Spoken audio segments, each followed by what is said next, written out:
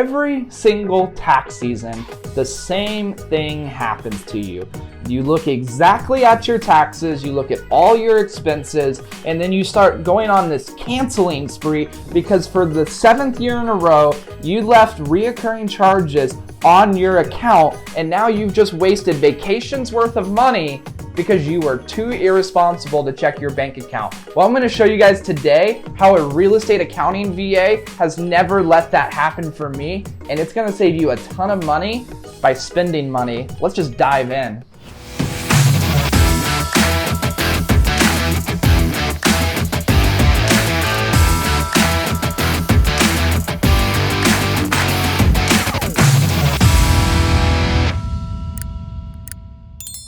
All right, so 2020, 2019, 2018, 2017, 2016, there it is. 2016 was one of the very first years that I was not using a real estate virtual assistant. I went to do my taxes. I had just made several $100,000 in my first year as a real estate agent, and I went to go turn in my expense report to my tax consultant, and then I looked at it and I was like, interesting. Why did I spend $25 on send out cards each and every month for 12 months? That's $300.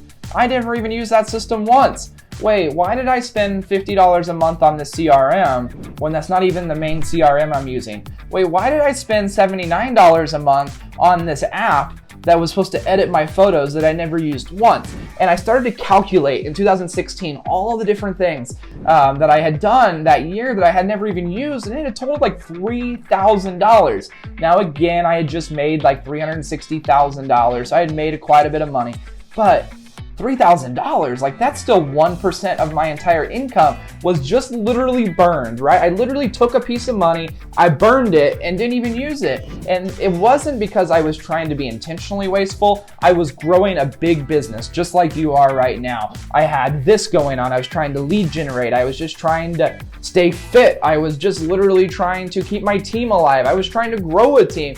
Heck, I was 19 years old and I was just trying to survive. And yet what I realized over time is big companies, big corporations have accountants for a reason. It's not just for profit and losses, it's to save money, to have tax strategies and all these different things to make sure you always know how much money you have, where your expenses are going more importantly, so you don't intentionally burn money. And so with that being said, in this video right now, I'm gonna dive into some of the things that my real estate virtual assistants accountants do. So that way you guys can maybe get some ideas of why you need a real estate virtual assistant accountant, maybe why you might need one in the future. Maybe you have one already and you're just trying to think of more tasks. So I'm gonna kind of go through some of the tasks. But before we do that, if you guys are watching this, you're obviously a real estate agent or some type of person looking to get virtual assistants. And so make sure you guys like, subscribe, smash the bell, so that way you guys are alerted to all future videos. But let's dive into the things that my real estate accounting VA does. So the very first thing that my real estate accounting VA does each and every day is they pull up a big list of all of the transactions I made from yesterday. So that's number one, that they look at transactions, they look at debits, and they look at credits. They send me this following number. This is number one.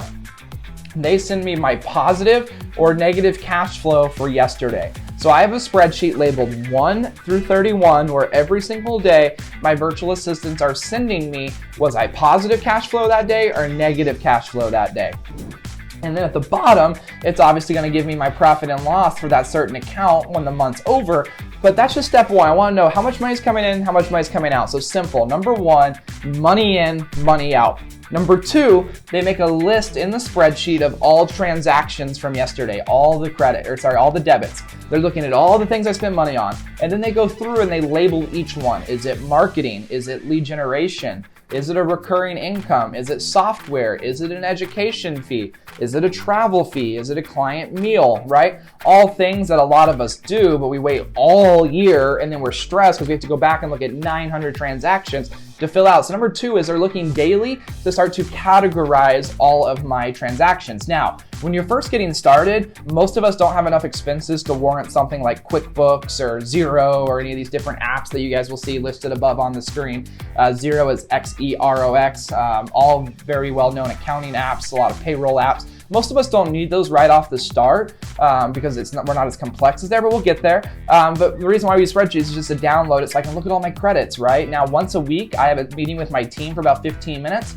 We review them all, we look at everything, and more importantly, I look at all the debits to make sure that there's nothing that's coming out that we're not using anymore. Ever since I've done that, what I realized is my virtual assistant that I pay $4 an hour to do my accounting, I pay him $600 a month. I realized I'm actually saving more than what I'm even paying that person because they're staying on top of my expenses. And as you grow a team from $100,000 a year to $500,000 a year to $1 million a year, Sphere Rocket this year will probably eclipse 8 figures is what we're on pace for. When I'm making over $10 million a year in a business, 1% is $100,000. And so when you start to think about that, you're like, holy shit, like I actually could waste $100,000 just by wasting 1% like I used to. This position becomes really important. So number 1, positive negative cash flow. Number 2, looking at all my credits just to make sure that I'm not spending money in unnecessary places.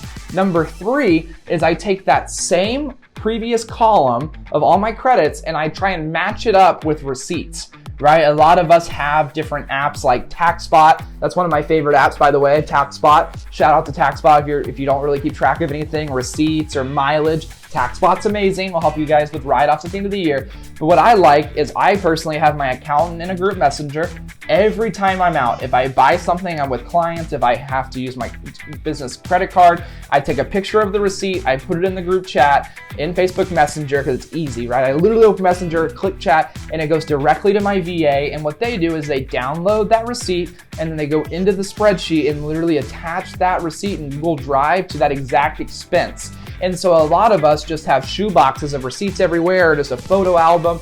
Here's the thing, if you ever get audited, you can't just turn in a shoebox of audits to them and hope, and they're not gonna sit there and look through your shoebox and go and match it to each transaction. If they're asking about this $5,000 transaction from 2 years ago, you gotta look through your shoebox. You gotta go find that $5,000 receipt, you gotta match it, maybe you're missing it. At least in this way, I know what receipts I'm missing. That kind of leads us to number 4. I have my VAs track down missing receipts.